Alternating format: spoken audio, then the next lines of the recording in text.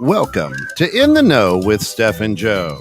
In the Know with Steph and Joe is all about small business development. These two entrepreneurs bring real life experience, laughter, and, well, just a ton of knowledge on how to build your small business and make it thrive. This, after all, is your creation. Now learn how to make it sing. Of course, In the Know with Steph and Joe brought to you through the financial support of our good friends over at Epic Media Inc. When the continued growth of technology these days, it is essential that you have an effective internet marketing strategy in place for your business, whether you need a custom website designed or help integrating social media accounts into your business's marketing program. Epic Media is the company you want to rely on for that business. Of course, check them out at www.epicmediainc.com, and let us not forget our good friends over at Restoration One and Steph's Bookkeeping. Today, mergers and acquisitions. Don't forget the acquisitions. There's many ways to bring a business or two together, or three or four together, right? That's true. Yeah. Absolutely. So today we have Randy with us. Randy, where are you from? What do you do, and how do people get a hold of you? You mean like originally? Where am I from? No, Okay. We're not going back to childhood. No, Okay. let's just start with the company. Okay. Yeah. Okay. Well, we are based in Mundelein. I'm actually a Mundelein resident for the last 30 years, and love that. yeah, and we started a company about 2.5 years ago called Shirley Signs. I can tell you more about that if you're interested. But Shirley Signs, so it's a sign making company. We make all kinds of signs, anything that you can think of that's signage. And we're in Mundelein right now. And what else did you want to know about us? So, okay, so you are in Mundelein. How do people get a hold of you? Oh, okay. You can find us on our website at www.shirleysigns, and it's spelled SurelySigns.com. Or they can also get a hold of us at Signs Now Mundelein, SIGNSNOWMUNDELEIN.com. So, yeah, two websites because we're merging. You're in the process, which is why this is so important today, right? What a coincidence. Okay, so first off, I just want to point out one thing, that in the studio here, Randy actually has a piece of his artwork hanging. Oh, it's right over your shoulder there. Right. Yeah. Do you remember that one? Yes, I remember making that for you. That's great. So that one is hanging here as often as we can. I love that sign being hung here. I'm glad. And I know I do owe a one of those backdrops for our sponsor, Jess at Epic Media too. So if you're listening out there, Jess, I apologize. I'll get that to you. Hey, don't apologize on air, dude. Just okay. Make it happen. It's in process. Jess, it's coming. Don't worry, I'm on it. The supply chain has slowed things down. Yeah. It really it's on has. A container ship out there in some port somewhere. Okay, so let's actually start from from the beginning. Okay. Well, do you want to introduce yourself over there, mouse in the corner? No. No, good. You're good. Okay, yeah. All right. Hang out there. So So in my mind, you start with any kind of merger or acquisition. You have to start from the beginning. You have to do your research. You have to understand what you're doing. Right. You have to walk through that process. Mm-hmm. Oh, wow. You all right back there in the studio? Yeah. Okay. So you essentially in the beginning develop a strategy. Form what your target's going to be. What do you want to go buy? What do you want to go, acquire as a company, right? And then you obviously execute it through execute that actual exchange, i.e., make your offer, do your negotiations, got to go through all that stuff. But so where were you at when you started your business, and how did you get to that point of making that actual offer? Okay. Well, when I started my business, I had spent 30 years or so in corporate America. We had done a number of roles, customer service and that sort of thing. And I started my business partially because I wanted to be my own boss, as we're going way back. As a few of us know. Yeah, And absolutely. Also, my mother was a sign painter from way back. The old hand painted banners and windows and stuff. That's one of my favorite stories of yours. Yeah, it was pretty cool. Growing up, she was a sign painter for almost her entire life until practically the day she died. And her name was Shirley. She had Shirley Studios, and that's the homage why they came up with the name Shirley Signs. But love that story. So, but a good part, the early part of my career, I worked for a company that made printers and plotters, and that's why I was familiar with the technology. I was familiar with it. I was familiar with the sign making process, and it just seemed to be a good fit all the way around. So that's why I started. Shirley Signs was born. Yes. Okay. And we were doing very well. We opened coincidentally 2 weeks before the pandemic. So our business model of selling business to business. Yeah. Business to business is our model. And 2 weeks later, all the businesses shut down. And we were like, oh, great. What the heck are we going to do now? Right. But fortunately, moms groups out on Facebook, they came to our rescue, starting with Mundelein Moms, who was just shout out to them. Oh boy, what a fantastic group. Because somebody came up and said, hey, we need somebody to make us a banner because it's my kid's birthday or a yard sign. And we said, well, we'll do that. And they posted up some of our signs, and it took off like a wildfire. So the moms groups and the banners, birthday banners, congratulations, graduation signs and stuff saved us for that first year, getting us through the pandemic. And then the businesses started opening up and that. So you wanted to take your business and grow it. You started to hire employees. I know that just because I know you. Yeah. And then you saw an opportunity. Somebody presented with it to you. Like, how did that come about? Yeah, it was kind of. I wish I could say we had a lot of strategic plannings that went on, but it was really more of a happy accident. I was in a Home Depot shopping for some hardware for some signs, and I ran into a colleague, I'll say a competitor of mine, who was also doing the same thing. And we just started getting to talking. We'd kind of known each other. And my business model is, I feel like there's enough sign business out there for everybody. We can all play nice in the sandbox. Absolutely. So we're not competitive. We're just like, hey, you've got these customers, I got these. Great. We're all let's get along.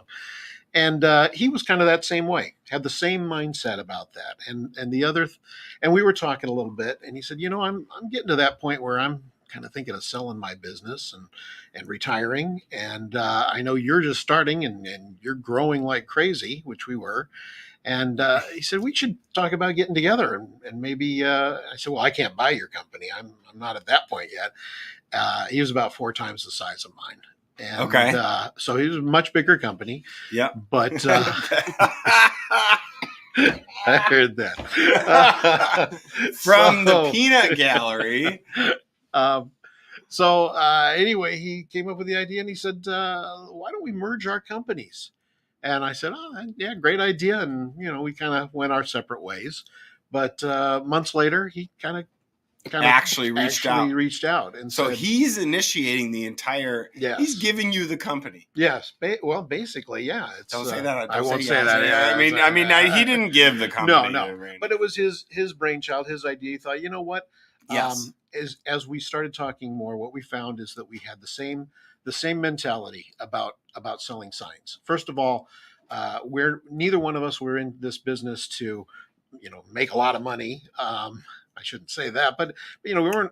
It was basically to help serve the community and serve businesses. You're not looking to get rich. You're looking to do your job. We enjoy making signs. It's like, and we enjoy helping people. So we love it when people come to us and they say, "Hey, I need a sign, but I really don't know what I'm doing here.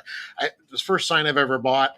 And we can say, "Great, let us show you all the different types of things that you can do. You could do a banner. You could do some vinyl wrappings, stuff, helping them." It was our whole goal. And it was really interesting because not all sign shops do that. But he had the same philosophy I did, in that the first question is always, what do you want to accomplish with this sign? What's your vision? What kind of thing do you want to do? We kind of take it seriously and passionately. That may sound a little dorky, but It's an artwork. And Right. It literally is. When Yeah. you're doing a craft, you're like, hey, I want to show you how to do this. Yes. What do you want to do? Do you want to pull people in? Exactly. Do you want to direct people? Do you want to, Right. just let people know you're there? Right. Do you want it bright and flashy, or do you Yeah. want it to be informative? Exactly. Right. So I guess bottom line is the first step was making sure that you had equal mindsets, that you were both coming at it from the same angle and not from, with different objectives. So You all right over there? I burned my throat. oh, You want burned some it? water or bourbon? What'd you burn it on? Yeah. It's a long story. Okay. But anyways, Okay. yeah. So I'm Okay. just trying not to cough. Into the mic. Yeah. We appreciate that. I don't want But- to catch a viral COVID. I'm not like sick. the virus through the microphone. Yeah. But so in a merger, Yeah. the step one is making sure you're compatible. Yes. If it was an acquisition, it really wouldn't matter Right. unless the only time that it would be a problematic situation is if they have staff Right. and you intend to acquire the staff in the acquisition. Yeah. Because of if they have any bad habits that you're gonna have to retrain. Exactly. Yeah. Well, and still, like they could have a better software that you may not. You may be Mhm. using one software, and while they may be smaller than you, they may be using a better software that you find is beneficial. Right? It's like what Sure. can you pull from this company? Yeah. There's And- got to and be find- benefits from both sides, right? I mean, Absolutely, right? There's definitely got to be that. So with working through the process, let's go. So you found a place that a company you wanted to merge with, Mhm. right? Yep. And then you develop that, you execute it, you created, and we're not going to get into numbers on what the numbers are, but Mhm. like you created that and developed that plan Mhm. and negotiated what Well, you're going to do The to next take that step on. is having like your attorneys got involved. would imagine. Of course, Yeah. And, but like I said, I want to Right. skip over Other- like the numbers. Well, I'm just saying, Well- like, don't sit down at a coffee table with somebody and Write it on a and- napkin. right, like that's not what Listen, we're advising. one of the best that- deals I negotiated in insurance was on a napkin. Yes, but that's not reality. Yeah. So I'm just saying that you both It wasn't need, my world. like, you guys might be compatible and you have the same right. business Right. Mhm. morals and Yeah. all that. But Then the even- next step is getting other professionals involved to That's true. Well, review the financials and and make sure they're valid. and before that, even we wanted to make sure our employees. He had 2 employees. I had 2 employees. We wanted to make sure that our cultures were compatible. So we actually we had a couple of parties. We hosted some parties over at the game room that we had at Innovation Park, Yeah. and we went over there. So and- wanted to enjoy that. Yeah, I know. And we, so we took them out. We shot some pool. We hit some golf balls. We had the guys all, talking and stuff like that, and just to see if they all got along, and they did. Because Which if was they, perfect. yes, if they didn't, I'm not sure what the next step would be. Right. But- but How would we proceed from yeah, here? because Right. we wanted to keep everybody intact. And that's actually one of a good point is when you make an acquisition or a merger or somehow you meld 2 companies together, there's going to be a repetitiveness in Mhm. jobs. Sure. There's going to be a repetitiveness in systems, Mhm. and so you have to take and understand what you're going to cut. You got it. And so to me, that's one of the cons of coming together is there's going to be something repetitive and somebody's going to have to relearn something, or somewhere something's going to be cut, or somebody might be cut. Yeah. And that's one of the hard decisions to make is how do we make this efficient, Yeah. right? To where we're not losing money in this deal. And one of the other things, and you said that exactly perfectly, but one of the things. Wait, say that again. Wait. Say that again. I'm going to talk to We're Steph being- for a while. We're being recorded. Don't say stuff like that to Joe. That's right. It may be used against me later. Oh, but besides the redundancy part of it, one of the other cool things that made us want to move forward with the merger is our skill sets. My partner Greg, his skill set was managing the production area. and knowing how to make Yes. signs. He'd been working in the business Yes. for many, many years, knew how to manage the support structure, knew about signs and that sort of thing. My forte or my skill set was more in getting out and networking with people. Sales. Sales and stuff, which I've Marketing, never been a sales branding. guy. I've always been customer Dude, service. you've been selling yourself your whole life. Okay.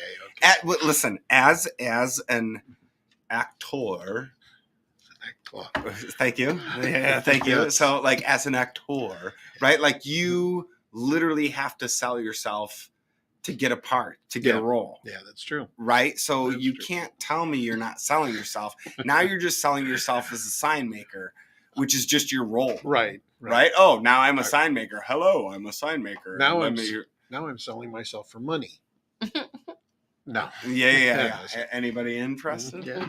Okay. Going broke. So you made this great party. You had a great time, and you introduced your employees together. Right. Everything seemed to meld well. Yep. You made an approach. You made a deal. You got your lawyers involved. Right. You actually now we're getting to you actually got Dave Bungie involved. Yes. Right? Who was on our show before as a guest. Mm-hmm. And talking exit strategies. Talking exit strategies, because we all know he knows the gamut of business, right? So we're bringing him back up for the beginning of business because he is very smart on that aspect. So absolutely. And that's actually some of, you can see over, half of my notes that I wrote on this piece of paper are under the name Bungie, because I talked to him before this show to make sure that I went over some notes that I was like, I need to make sure I hit all the points. So which do you think would have been more scary, either the merger or the acquisition? Like, do you think it would have been more scary to purchase and take over a company that was slightly larger than yours at the time?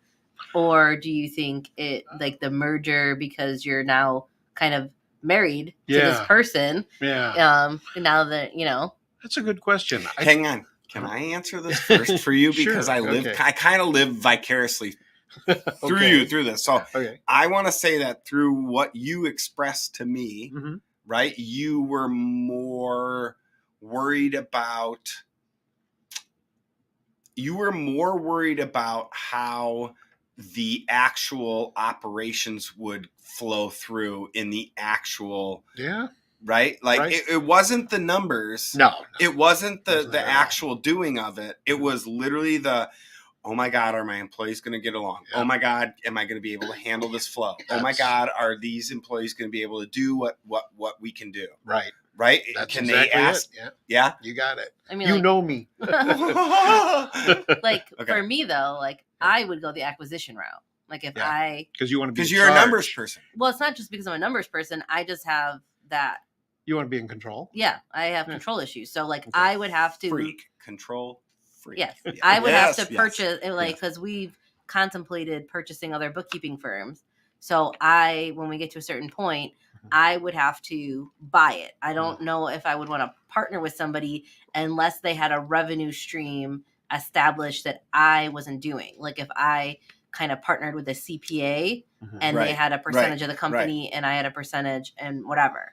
But, like, for me, I would go more the acquisition route just because. Yeah, that makes sense for you and it makes sense for your business. For me, I'm collaborative, and which you already know because I said, we like collaborating with our customers. I just like everybody to get along, have a great culture. we want to collaborate because there's play nice in the sandbox. Damn it! and it's great to have everybody. Everybody's got different ideas they bring to the table. So So you made the transition. Let's just say you made you negotiated, you made the agreement. You're now going through into integrating the companies. And I can't stress enough how important it is. If you've never done this before and you don't know exactly what you're doing, or even if you think you know what you're doing, get somebody you trust to consult with you.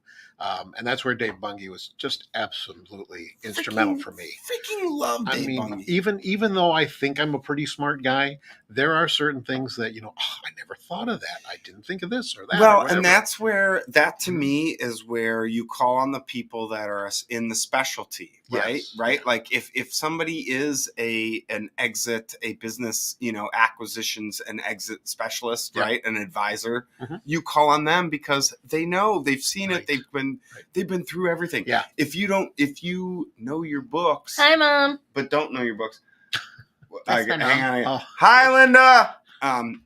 So if you know your books, but you're trying to do these certain things and it's just not coming out right, you call somebody that knows books and knows bookkeeping, and they say, "Oh yeah, here you go. Here's the thing, because I've seen it, I've done it. Right. I've been there. Check that off my list." Don't ever go into something, a merger and acquisition, alone. You got it. Right. Takes people. So you get into this. Yes. You did it. It's time to integrate.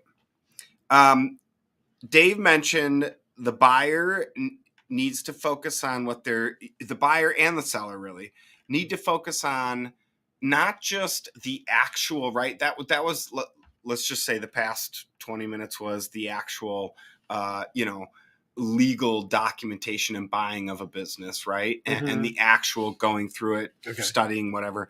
Now we're going through the logistics, and we have the buyer and the seller in the beginning of the deal need to know need to have in line what their needs, wants, goals, and cultures are. Yeah. Right? Like you mentioned it before, right? Like we had to make sure that our culture was the same. And so in going through that, once you develop that, you have that in line, right? Now you got to make sure, all right, what processes are we going to adopt from each other? Right. Because the cultures may be the same. Right. Your needs may be the same. Your values are the same. But now, okay, what do we meld? We're melding. We have company A, company B. They both kind of function at similar levels, whatever it may be. We're melding them together so they have the same processes. Yeah. Which process are we going to eliminate? Exactly. For the other one to take over. Right. It's all best practices. And even everything even from... describe best practices, and how do you determine which practice is the best practice? It's called rock, paper, scissors. Rochambeau. Yeah. Damn it. Well, maybe I had a little advantage coming from corporate America for all this time, and I've actually gone through a number of acquisitions of customer service organizations. But you basically look at the process that they do. Take any process, and there's a million of them in every company. Let's say the sales order process, because that's pretty universal. You look at, okay, what do you do first? Well, we quote, and then we do a proof, and then we come up with this and that. And then we we walk each other through our process. Like, yes, I'll give you an example. Is that the old you show me yours, I'll show you mine? It's exactly that. Yeah. Hey, Peanut Gallery, don't shake your head over there. Yeah. That's exactly what it is. Go ahead. So, like for us, we usually did a proof or a mock-up of a sign before quoting it. We get it all worked out. Computer, not physically.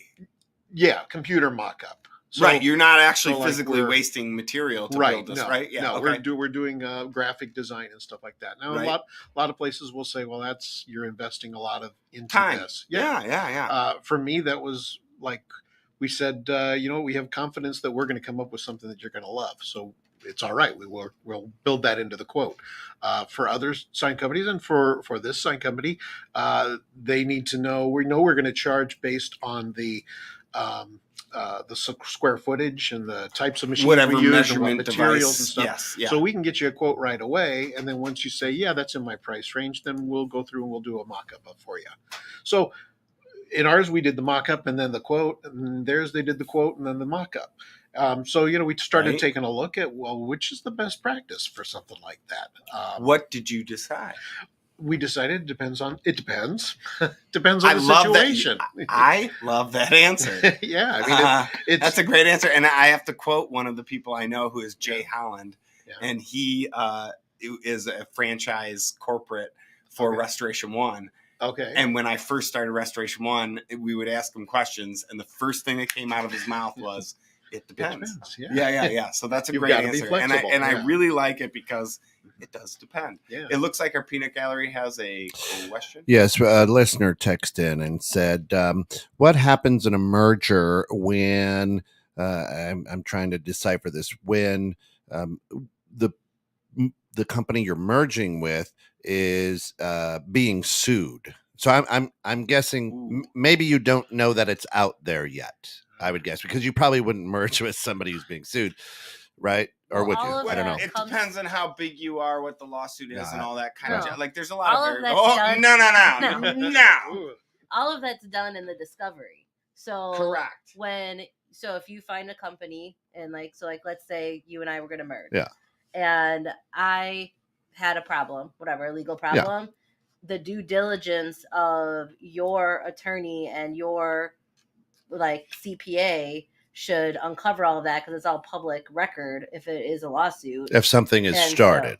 So all of that stuff should be done in the discovery process so that you're protected. And that goes back to what Randy was saying about having a proper team to protect you and your best interests.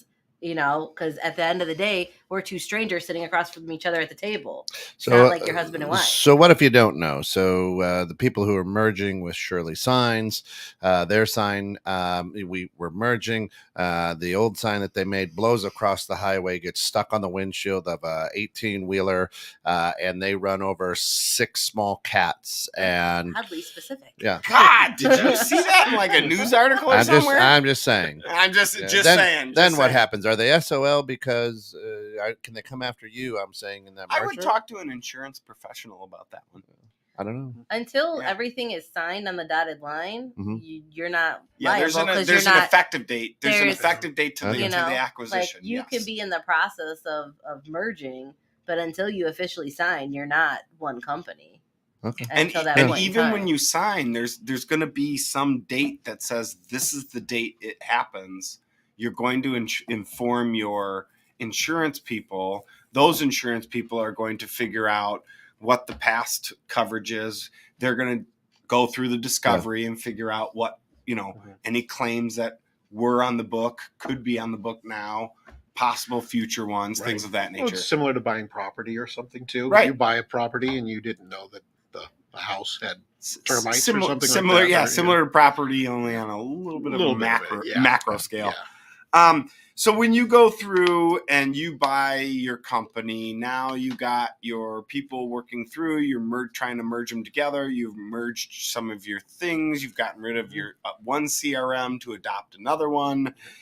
Here we are.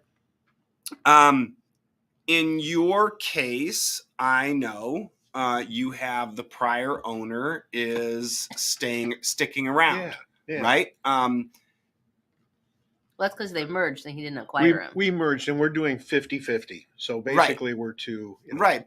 But the goal would be, as you mentioned before, he's working to retire. Yeah. So this is not a long-term 50-50. True. So there's was there an agreement as to how long he'd stick around? Because I assume he has some great clients, right? I assume he has some people that his employees obviously love him and have worked for him for a while, right? So sticking around is very vital to the success of the merge. Yes. Right? So even in an acquisition, you could have an acquisition where somebody says, hey, you buy me out, great, I'll stick around so that way my clients merge into your company. What if that falls apart, right? Things change, you mean? Yeah, exactly. Yeah, well, it's a good point. I mean, we have a gentleman's agreement and stuff. He's told me when he'd like to retire, and I'm going to try and talk him out of it and say, stick around a little bit longer because we enjoy working together. Let's make some money. Yeah, let's make some money together. And things are working out really great right now. So, we'll see how it goes. But yeah. And it sounded like you guys are yin and yang in that. You compliment him, he compliments you in the sense of how things operate. Yeah, we know it won't go on forever. So what we have to do is we're going to have to, at some point, probably hire another office manager to do the things, learn the things that he does, so that we can bring somebody. Wait, in. But isn't that like, hey, I'm dating your ex-wife and you're still living with her? Yeah. Right? I mean, not really. Kinda, They're both kind of right? solo dudes out like, hey, this is the baby, right? This guy has put his life into it. Hey, I think and then you see another guy hitting the sign press. You know what I'm saying? And now it's like, wait a minute. I don't understand what you're saying. Now it's like, wait a minute. He's kind of running this thing a little bit differently than how I want. It doesn't, or he might get jealous and go, you know what? I'm going to stick around forever now because this is it's going really good. Yeah. Which, is that a bad thing?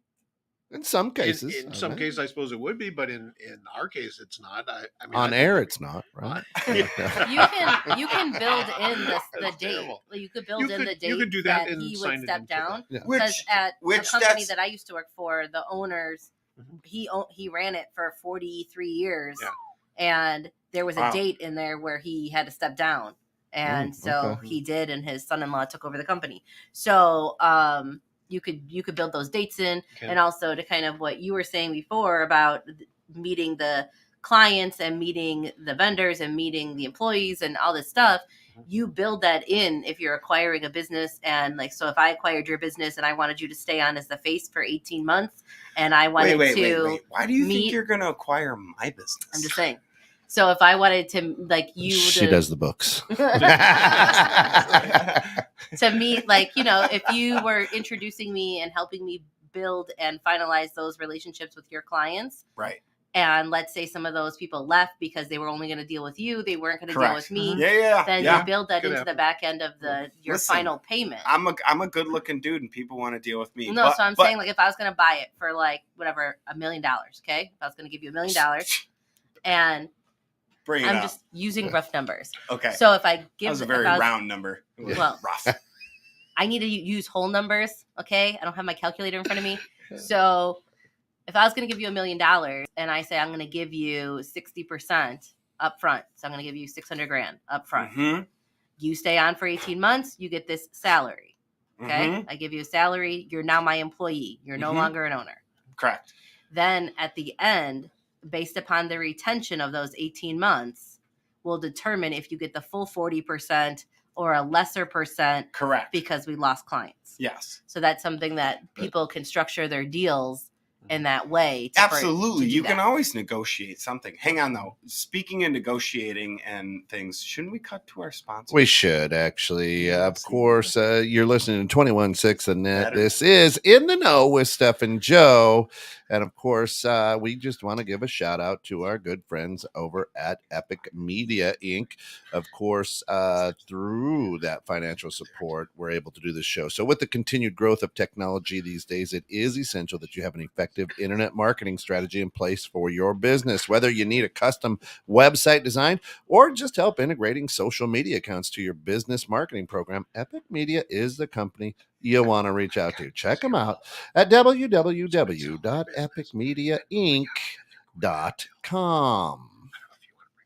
Oh, wait, just because you're whispering into the microphone. It doesn't matter if they can hear us. Yeah. Listen. You need to cover it like you're in... Yeah. Can we edit that out? It doesn't matter. No, it doesn't matter. Steph is... Yeah. Well... Anyway, anywho, the question I was going to say is, I think a lot of us are aware or familiar with, like hostile takeovers or acquisition, right? At that point. But you're talking about mergers, which is a little something different. Right.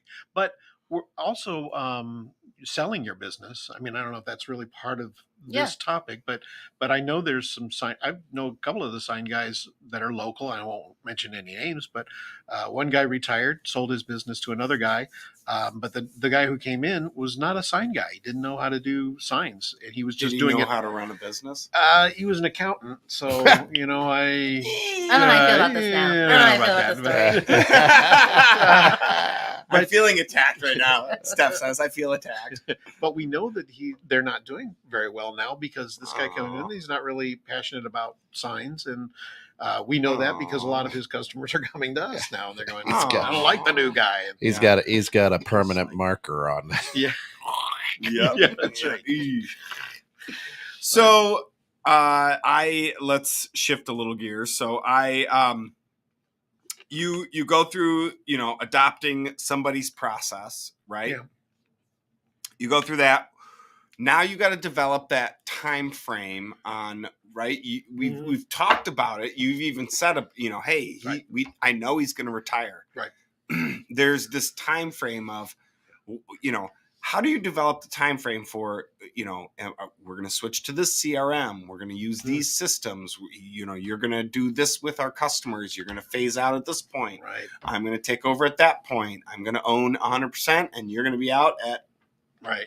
Doop. Well, I wish I had brought I have a crystal spreadsheet. Ball? A spreadsheet. Oh. But it's like you probably heard, begin with the end in mind. So you Yes. So Stephen Covey principle. No, actually, I heard it. It's different from who I heard it from. One was a Restoration One corporate guy, but he said, he goes, I've started a few businesses, yada, yada, yada. He goes, there's 3 ways to end a business. Death, right? Yeah. Sale. Okay. Right? Or it just fizzles out. Dies, yeah. Right? Okay. And so which one are you going to be? So don't start a business with the idea of I'm going to die, right? And it's just going to, whatever, that's the end of the business. I'm going to fizzle out, right? What is it? You want to start the business to sell it. Right. Right. So that's the idea that he drilled that into our head. Okay. I feel like you're describing only 2 options. No, 3. Right? Did you feel the same way? No. Fizzle out is literally like you just stop doing the work and you're like, no, Isn't that sorry. Going to happen? Like when you die, you just stop doing the work. No. When you when you die, you could be going hard into the ground. You could be going so hard and full force business, and then all of a sudden you die, and the business ends. Because there was no exit plan, there was no. So the other one involved. Is just a slow death. Then? The other one is not the business dying. It's not you dying. It's the business just, like you work, and you're the only one doing the work, and it just slowly fades out, and you don't have any more work. You can't show up on this day. You can't show up on that day. So people just stop calling you. They call somebody else, and eventually, you're not retired. You're not dead. You want to continue the business, but you're not getting any calls. The market, the hopper for the machine is not being full. Yeah. Thank you. You see it now? Hush. So what we did is we made lists of all the different things that we needed to get accomplished. What name are we going to come up with? This is the spreadsheet. Yes, the spreadsheet that's full of, we need marketing plans. We need, what name are we going to come up with? What ERP system are we going to use? And on with that. And then we had to come up with dates for all of that stuff. So we're actually, Shirley Signs is going to go, we decided that his brand name, is Signs Now. It's a franchise and it's bigger than my company. And Shirley Signs will go away. And officially, we've kind of I know it's listen, sad, but that's I want to say something though. I thought about this on the way here because we talked about it, and I was very sad to hear that go because it's your mother's lineage. I know. Right? That was tough for a while. But can you create a slogan for Signs Now? We could, and you could be like, hey. Surely you need a sign now. Yeah. Right? We have talked about that. I mean, on one hand, franchises are very protective of their brands. Correct. But a slogan is a brand underneath the Signs Now. And actually, it was my partner, Greg, that came up with that idea. He said, we could have the Shirley Signs. You can get the regular sign, or you can get the Shirley Signs treatment, which might include extra a premium brand, or maybe a thing. Signs aren't just a static thing. We can. We were talking about maybe developing a program where, you buy a sign, and we'll also give you maintenance on that sign. So over time, it might get worn. But we'll come out twice a year maintenance program. Yeah, we'll come out and make sure that it's all spick and span, and we cut the branches away and all that kind of stuff. Oh, you guys do tree trimming too? We could. Wow, I didn't say we do it. Don't. You said that on air. You're officially doing it. You're officially doing only tree around trimming. our sign. That actually brings up a good point. So, in a merger acquisition, right? I'm thinking of very large companies that have. Maybe let's talk of like a hospital. And one hospital comes in and buys another hospital, right? So now they have 10,000 signs that have their logo in that hospital. Yes. Right? And now they got to change. Do they change the signs? Or do they rebrand their image and say, hey, this new hospital we just bought is a division of... Right? Because like there's a big thing about how do you transition that much and that just like when American Airlines and US Air merged and now they switched the logo. It's no longer the A with the little like eagle and then the A. Right. Now it's not like that that blue and red like they had to go through and change all their planes. Thing. Yeah. And then all their print material, right? Like so that's a huge cost. Sure. To change everything. Yeah. Would it make more sense sometimes to like with the Shirley signs? I'm sure you have a lot of stuff that's branded. Sure, we do. But I mean it's business. I mean, not like a cow, Kent. Not branded like a cow. Branded. Yeah. But yeah, it's business. I mean, it was tough for a while, but then when you start looking at the dollars and cents and what makes sense and stuff like that, it made more sense to go with the larger brand. I mean, you're a sign maker, so it's not hard to switch everything That's around. true. For you guys, but like okay, that makes sense. Yeah. Do you find it to be now a little more fun than the stress you experienced in the beginning? Yes and no. That was a leading question. Yeah. Yes. I know Yes. How stressful it was in the beginning. It was very stressful because we were a 3-person show, and it was me and I have a graphic artist and a sign maker, and then I'm doing everything else. Correct. Now it's not that way because we have more ways that we can spread the wealth and all that. But now the stress is that we have become the sum of the two companies is bigger. The whole is bigger than the individual. Your hopper's being filled faster than the machine can chunk out the widgets. Because lately, every time you see me, I'm coming in going, "Oh my gosh, I'm so I've got so much to do. We have so many jobs. So many. I just got leveled with jobs. You're in so many quotes. It's great, but I tell you, keeping up with the quotes is you're like a hamster on a wheel. So the business is booming. It's really great. That's awesome. And all That's that. awesome. Yeah, it's really great. So in this case, with our merger, it was wildly successful, or it has been so far.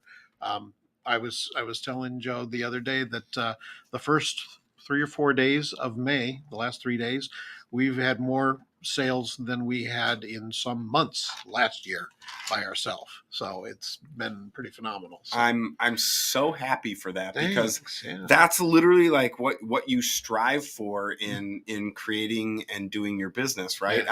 When I was in insurance, the guy that started the insurance company I worked for, he literally went out and just bought insurance brokerages and was just out acquiring them. And then said, nope, and it was more of not a merger. It was an acquisition. Okay. You're doing our system. Here's our system. You do it. Yeah. You don't like it. Goodbye. Here you are, and we're just out acquiring, books of business. So. And that gives you another level of stress because now how do you keep up with everything? You've got to now expand. You hire people. Once, you have a lot of money to back it up. Exactly. I don't know. I mean, I'm sure there's a way. Yeah.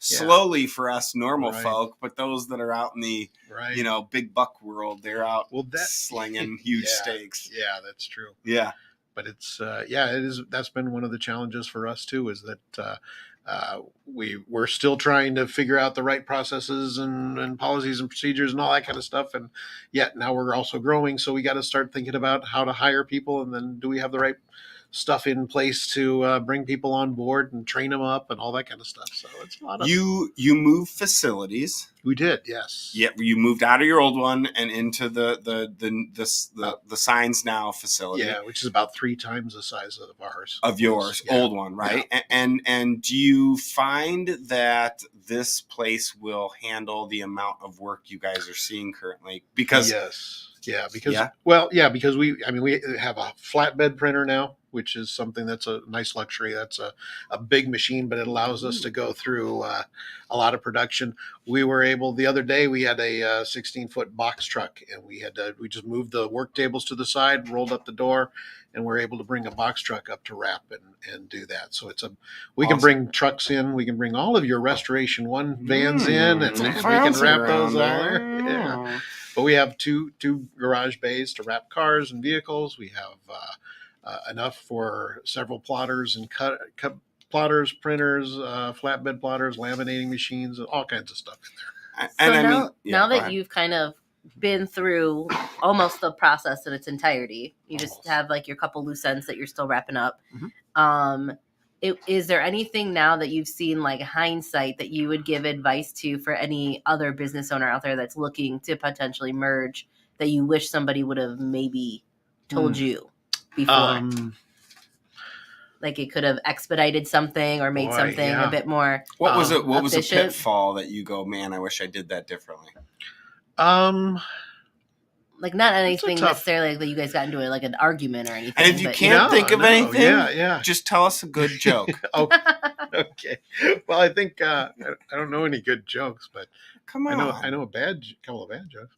But we'll accept those at the end of the Like, is there anything, like, if you would have been, do you feel like it would have been better or smoother if you were given, like, a proper timeline of execution? Like, we need the financials by this date, we need the review done by this date, and then just kept the train moving, and you guys had, like, a firm final on it? Or? I think our biggest stumbling block so far has been the billing system.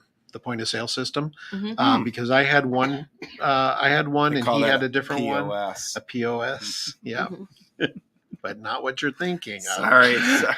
The ERP system for corporate America. But I had one, he had one. I would say if we could do it all over again, we would have probably done that faster, merged that faster, because for the time period, he's got years and years of data on one. I've got years and years, or I've got 2 years of data on the other. Year and year. Yeah, year and year. Not years and years, year and year. Year and year. So we've already decided which way we're going to go. But to merge those systems, anybody who's ever done a merger of ERP systems probably knows that it takes a lot of work to get things set up in the system correctly and then start transitioning. The actual transition goes pretty well, but the actual setup is a lot of work. And that was probably the biggest stumbling block, because we were trying to put out quotes in 2 different systems. I was using my system, he was using his system. How do we merge the financials, all that kind of stuff? Mm-hmm. So that was probably the biggest thing that was a bottleneck. Because then when we finally just said, okay, we're going to use this system, now we got to start merging everything over through that system, but only one person knew how to use it. So we're getting through that. Yeah. My question would be, would it have made more sense to stop both systems and start a new one from scratch and say, hey, we're going to just use this right now, and then we can recover the data from both other systems and do all that? No, probably would have been better to just say, let's go with one system, because somebody knows it. Yeah. We ended up going with his system, but we're going to merge back to my system. That sounds like redundancy. Yeah, that was probably a pitfall. But there's no, it wasn't a dumb move. It was smart for the right thing. It was a smart move, but it is more time consuming. It was better because his system was set up better. Mine was not as well set up. So we're taking the time now to get my system set up. So yours is more robust. It just wasn't as well invested. Yes. So I will now you're investing the time to make sure that gets done correctly. I'll tell you, and that goes back to the pitfall of when I started my business. So 2.5 years ago or so, I got this system. I started getting sales, and it was like, how do I get an invoice out? You probably know how do I get a quote out? How do I get an invoice out? Well, you just do this. You just do that. If you just need to get it out, churn and burn. Yeah, just cram it in and get it out. Yep. So what we really have to do in a system like this that is selling things, because we're a manufacturing company. So it might be different for retail stores or whatever, where you just buy and sell. We're a manufacturing company. So we have to like build the sign from the ground up. So for example, take a banner. You've this got sweet one right here. Look at this great yes. one. Look at that great one. So, oh man, that is beautiful. So to make that banner in the system, you would have to say, okay, we need banner material. This is how much. We're putting in grommets in the corners. We're going to grommets are these little holes, eyelets, with the brass eyelets. Yeah, thank you. Okay. And we're going to be having to print it. So all of these things, then we've got the time that it takes to make it and cut it and all that kind of stuff. Labor. So you're putting all that stuff in to make a banner of a certain size. And then you type that in and you say banner, certain size, all that stuff rolls up and it says, here's your banner price. I give that to you. You pay me and say, Randy, you're not charging enough. And I say, I've said that before, haven't I? You've said that many times. Literally, I said that to him. And I say, no, I'm making a fine profit. It's okay. But I appreciate that. But in the beginning, I just said a banner. I don't know, $50. I don't know, or $20. I don't know, whatever it is. And we just put in $20. So the thing is now we've got to go back and start putting in all the right things to make it so that when you started to do that, did you discover that you like what brought you to that epiphany? Of like, hey, I gotta focus on what I'm doing, what I'm charging people, how I'm doing this. I gotta set up that system, right? Like, how did you come to that epiphany? Oh, when jobs got more complicated, when jobs started being not so simple banner, yard sign type stuff, when we started doing bigger jobs, channel letters, and different things that required us to manufacture more things. Took a lot more because it was like, well, how much is this really costing us to put this all together? Right. Oh, I got to do these channel letters. Okay, well, that's X amount in materials and labor to build it, but then now I got to install it, and installing it up on this awning. Right, with I need to get a bucket truck and all that. No, we're not. Yeah, get off of it. We are, yeah. All right, bring it back in, Steph. Reel us back.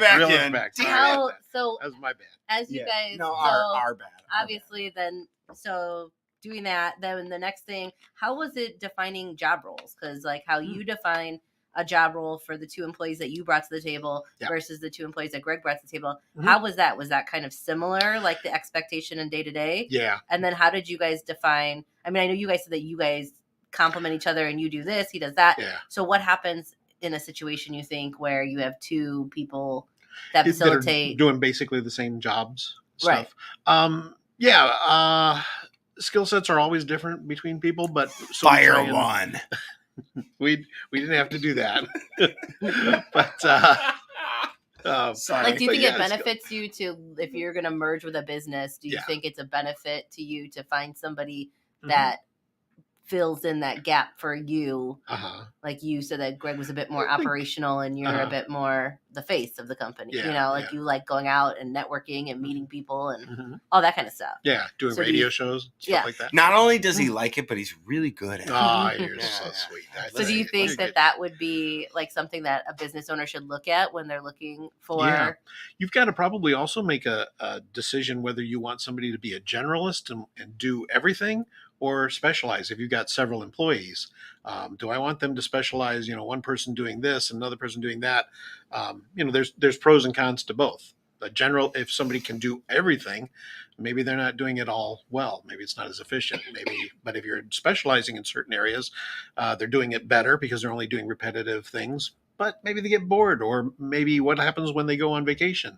Right. You need backup for that. And that's actually a good point. Is when you go and make an acquisition for a company, like that owner may be totally tied into all their clients, right? All their this, all their that, and when they go and leave the company, are all those clients going to leave?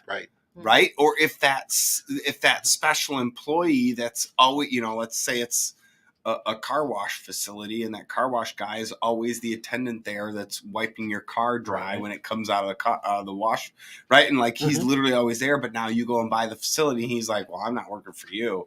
I only work for John, that happens. Bob down the street or whatever." And so so he leaves, and you no longer have him, and all the clients go, "Well, I'm not coming back here. I want to go." Where that guy is. That happens so much. Why you build it in the deal.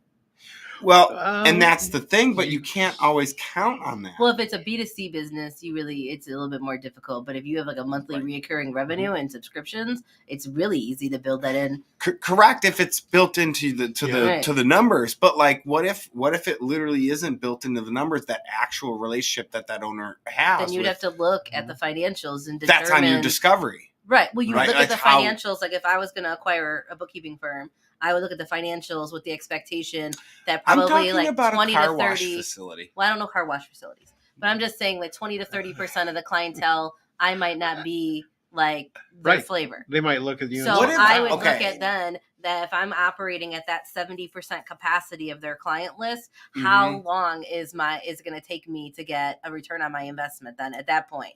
And you would build those projections out at 100%, 90, 80, 70%. You would build those projections out to determine if that's still going to be worth it if you want to wait 3.5 years to start getting a return on your investment versus 20 months that you thought initially walking in the door. But okay, let me rephrase this. I love all the numbers. However, let me rephrase this. So because I had some great examples with Eli, I've just come up with another one in my brain. What, are we going back to cookies? let's say you have a pool company. Because pool companies, right? Let's say that Steph owns her pool company and she has said Rich the pool boy. Okay. Right? And Rich the pool boy will only work for Steph. But Joe coming in to buy the pool company does not know that. Right? And so Joe goes to buy said pool company and Steph says, "Yeah, sure, I'll sell it to you." And Rich and Steph don't have a thing, but we all know Rich and Steph have a thing, right? And so Joe buys said pool company. Steph goes, "All right, we negotiate." She works the deal. She does it. And then all of a sudden Steph leaves. And then Rich leaves. Okay. Because Rich doesn't want to work with Joe. Before the acquisition is finalized and takes place, you as the new potential owner of the business would present Rich with a employment opportunity. Like you would present him with an employment offer. But that doesn't mean anybody's going to follow that. Most pool owners aren't showing up in a Speedo with a snorkel.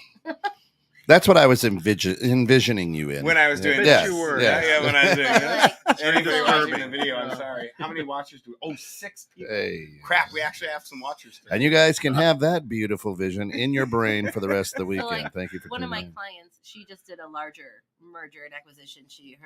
Half of her business was acquired by another business.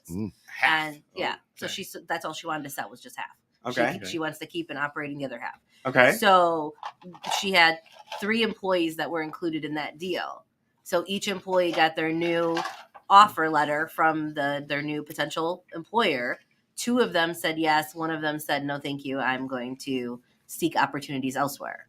And that's usually when you kind of would discover that. If somebody says yes, they're going to work for you, I know that they could change their mind and say, forget it. But that would be in any situation, not just with an acquisition. Well, it's not a promise, exactly. but you're kind of leaning more towards a guarantee that somebody's going to stay. But there is, it happens all the time. And in fact, it did happen to my partner when he first started Signs Now business. So he had 2 employees that were going to come along with him when he bought that business. And the first day he showed up, they said, "Yeah, we're quitting." Oh, See, like, that's what I'm saying is, Rich is not going to love this hotness of a boss that I am versus what you are. Well, you're intimidating. So, Yeah. Brown chicken brown. Because I'm intimidating to Rich. No, absolutely not. I don't know if you've met Rich before, but this 135 pounds is nothing against. Rich probably just wrecked his car. He was laughing so hard. Yeah, exactly.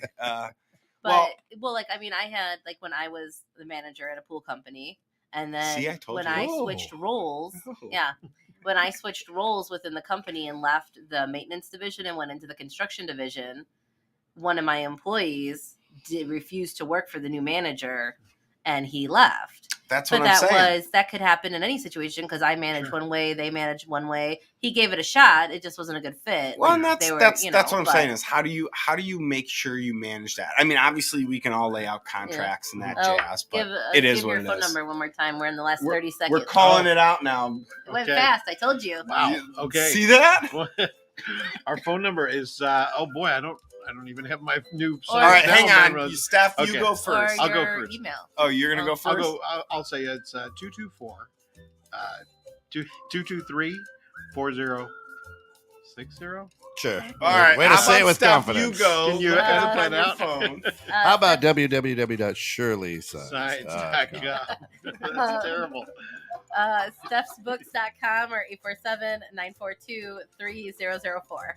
Joe Turner, Restoration 1, 847-264-4664. And I want to say I always look at the Shirley signs when I say it every single time I look at it. I go look over it. I go 847. Yeah. All right, you know it. 224-223-4080. All right.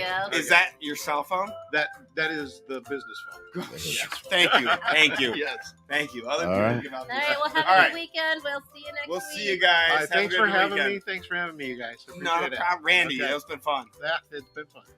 For all of us here at 21.6 The Net, thanks for getting caught in the net with Steph and Joe in the Know. Come back at 8 p.m. for a new episode live of Dream Home Experts.